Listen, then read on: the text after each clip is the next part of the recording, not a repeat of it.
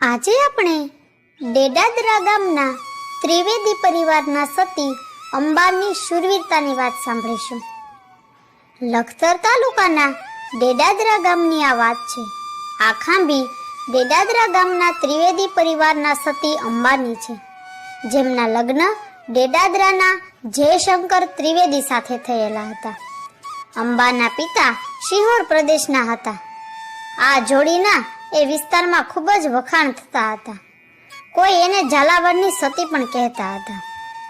જયશંકર ખેતી કરતા અને અંબા ખેતીમાં હોંશે હોંશે તેમની મદદ કરતા અને આમ બંને ખુશીથી જીવન ગુજારતા.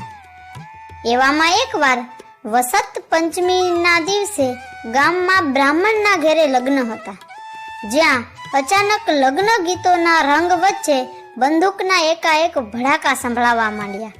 એટલે જયશંકર સામૈયામાં ગીત ગાતી સ્ત્રીઓના ટોળા તરફ દોડ્યા અને તેણે અંબાને જોઈને પાસે બોલાવી અને કહ્યું કે જટ જાઓ અને ઘરે મારી અને તારી તલવાર લઈને ઝાપા આગળ આવી પહોંચ.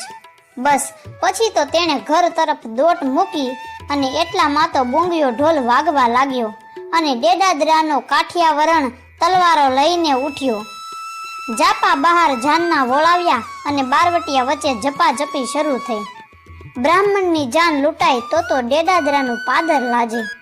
આ સમયે વસંત પંચમીની પાંચમના તેજ આકાશમાં ડેડાદરાના જુવાનિયાઓ જયશંકર અને અંબાને તલવાર સહિત ઘૂમતા જોયા અને આમાં બે બારવટિયા અંબાની તલવારના ભોગ બન્યા. આખરે બંનેની લાશ લઈ અને બારવટિયાઓ ભાગ્યા. થોડા દિવસ પછી ગામના કોઈકે કહ્યું કે અંબા બોન, જયશંકરને કહેજો કે સાવધ રહી, કારણ કે બારવટિયાના માણસો કાલે સીમમાં આવ્યા હતા અને જે ભાઈના ખેતરની પછવાડે ગાળીમાં જોયા હતા. કારણ કે જયશંકર અને અંબાના લીધે ગામ લૂંટી ન શકાણું તેની દાજ રહી ગઈ હતી અને બે સાથી ગુમાવ્યા એનું પણ વેર વાળવાના લાગમાં જ હતા. આમ એક દિવસ જ્યારે અંબા નિયમ મુજબ ઘરકામ પતાવી અને ખેતર ભાત દેવા ગઈ અને જ્યારે વાડીએ આવીને ચારેકોર જોયું તો જયશંકર ક્યાંય ન મળે. આજુબાજુના તમામ ખેતર જોયા પણ ક્યાંય ન મળે.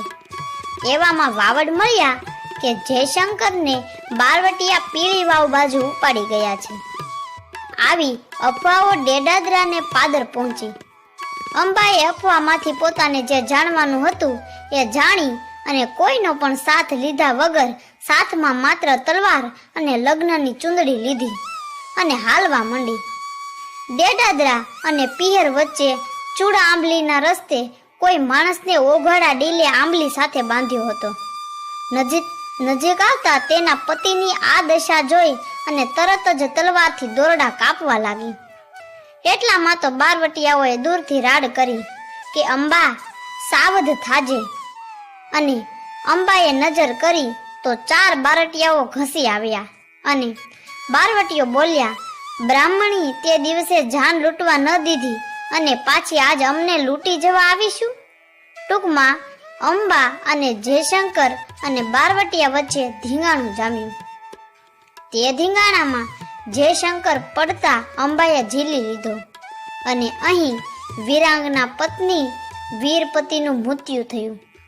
પતિનું મૃત્યુ થતા અંબાને સત ચડ્યું અને એના પગમાંથી અગ્નિ પ્રગટી અને બારવટિયાએ સતીનું સત જોઈ અને હથિયાર એના ચરણમાં ફેંકી દીધા. સતી માતાએ બારવટિયા સામે જોયું એટલે બારવટિયાઓ બોલ્યા, માવડી, શ્રાપ દેશોમાં હવેથી બ્રાહ્મણના દીકરા દીકરીને કે કોઈ પણ જાનને હાથ નહીં લગાડીએ. આમ આ અમારી પ્રતિજ્ઞા છે. જયશંકરના શબને ડેડાદરા લાવવામાં આવ્યું અને ત્યાં તેના પોતાના ખેતરમાં જય અંબે ના લોકધ્વનિ વચ્ચે આ બ્રાહ્મણ વીરાંગના સતી થઈ અને આજે પણ એ પતિ પત્નીના સ્મરણ ચિહ્ન તરીકે એ પાળિયા ઊભા છે. તેની પાસે એક કુંડ છે જેમાં 6 મહિના ખારું પાણી અને 6 મહિના મીઠું પાણી હાલના કળિયુગમાં પણ જોવા મળે છે. એ સતીના વસંજો પીપળિયા મોખડકા અને જસાપરમાં આજે વસે છે અને વીરાંગના અને વીરના સ્મરણોને યાદ કરી અને પોતાના કુળદેવી તરીકે માને છે. જે જગ્યાએ કુંડ છે તે જગ્યાએ વર્ષો પહેલા ખેતર જ હતા. અત્યારે તો ગામમાં આવી ગયું છે. હાલમાં આ ગંગવા કુંડમાં જતા પહેલા આ સતીની ખાંભીના દર્શન થાય છે. ધન્ય છે આપણી આ ધીંગી ધરાની, જ્યાં આવા અનેક જતીઓ સતીઓ સંતો અને શુરાએ જન્મ લીધા છે. આવી જ અવનવી ઇતિહાસોની ઘટના સાંભળવા માટે અમારી ચેનલને લાઈક કરો, શેર કરો અને સબસ્ક્રાઈબ કરો.